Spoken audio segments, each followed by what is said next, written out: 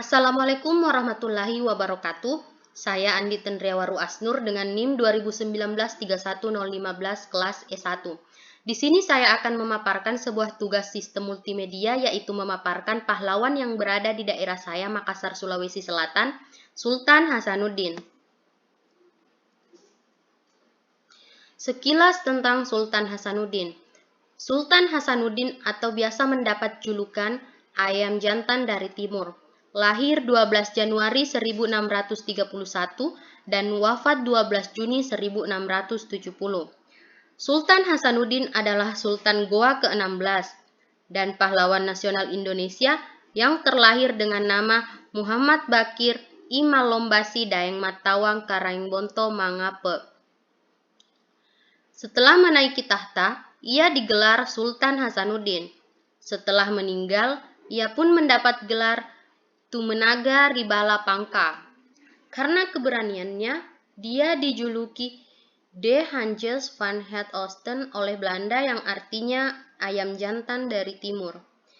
Ia diangkat sebagai pahlawan nasional dengan surat keputusan Presiden nomor 087 TK 1973 tanggal 6 November 1973.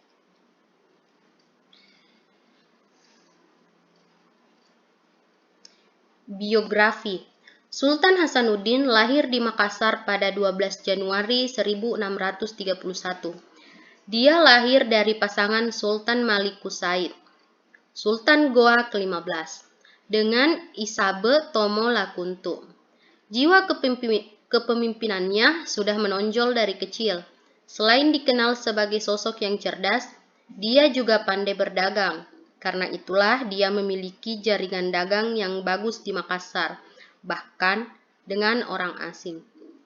Sultan Hasanuddin kecil mendapat pendidikan keagamaan di Masjid Bontoala.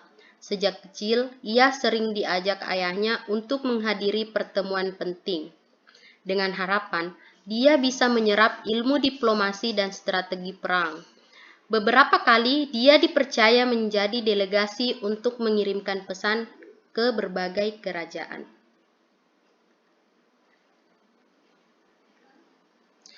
Saat memasuki usia 21 tahun, Hasanuddin diamanatkan jabatan urusan pertahanan Goa. Pada tahun 1653, usia 22 tahun, Sultan Hasanuddin telah diangkat menjadi raja ke-16, tak lama ayahnya wafat. Terlepas dari perbedaan tahun, Sultan Malikus Said telah berwasiat supaya kerajaannya diteruskan oleh Hasanuddin. Selain ayahnya, dia memperoleh bimbingan mengenai pemerintahan melalui Mengkabumi Kesultanan Goa, Karaeng Pattingaloang. Sultan Hasanuddin merupakan guru Arung Palaka, salah satu Sultan Bone yang kelak akan berkongsi dengan Belanda untuk menjatuhkan Kesultanan Goa. Adapun strategi perjuangan Sultan Hasanuddin. Sultan Hasanuddin adalah orang yang gigih hingga membuat Belanda kewalahan dengan bentuk perjuangannya.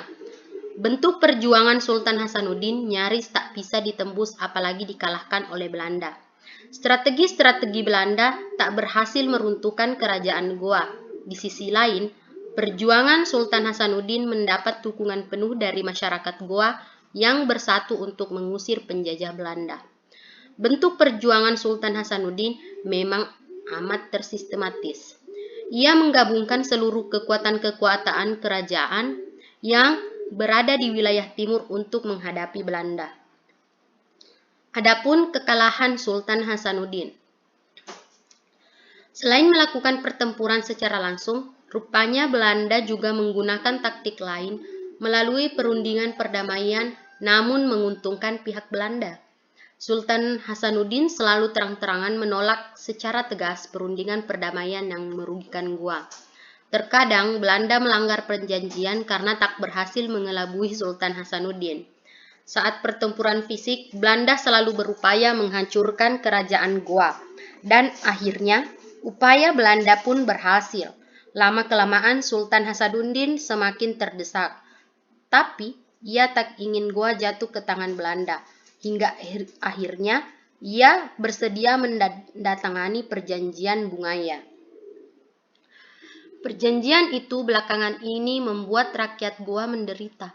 Lambat laun pertahanan kerajaan Goa berhasil ditembus oleh Belanda hingga Sultan Hasanuddin pun turun tahta.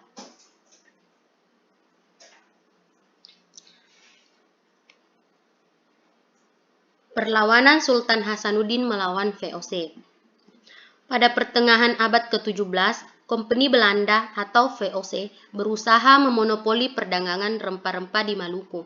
Setelah berhasil mengadakan perhitungan dengan orang-orang Spanyol dan Portugis, Kompeni Belanda memaksa orang-orang negeri menjual dengan harga yang ditetapkan oleh mereka. Selain itu, Kompeni menyuruh tebang pohon palah dan cengkih di beberapa tempat, supaya rempah-rempah jangan terlalu banyak.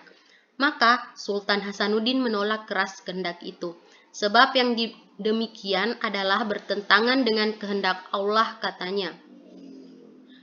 Karena menentang usaha monopoli yang dilakukan VOC dan juga kerajaan Goa merupakan kerajaan terbesar yang menguasai jalur perdagangan, VOC berusaha menghancurkan kerajaan Goa.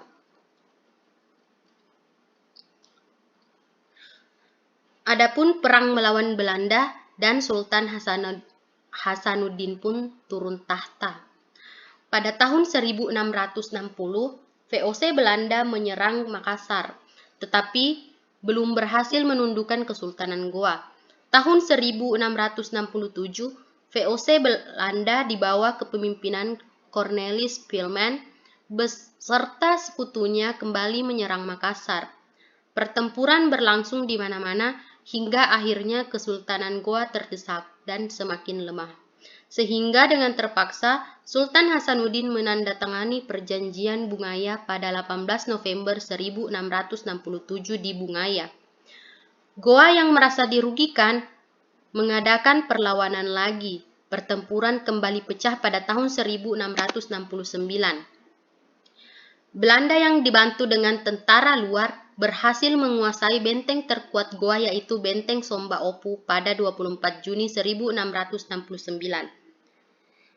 Pada 29 Juni 1669, Sultan Hasanuddin pun turun tahta setelah 16 tahun berjuang melawan penjajah Belanda dan kemudian digantikan oleh putranya yang bernama Imapasompa Denguraga yang bergelar Sultan Amir Hamzah. Setelah itu, Sultan Hasanuddin memutuskan untuk menjadi guru agama, sembari terus memberikan pemahaman akan pentingnya persatuan sebuah bangsa.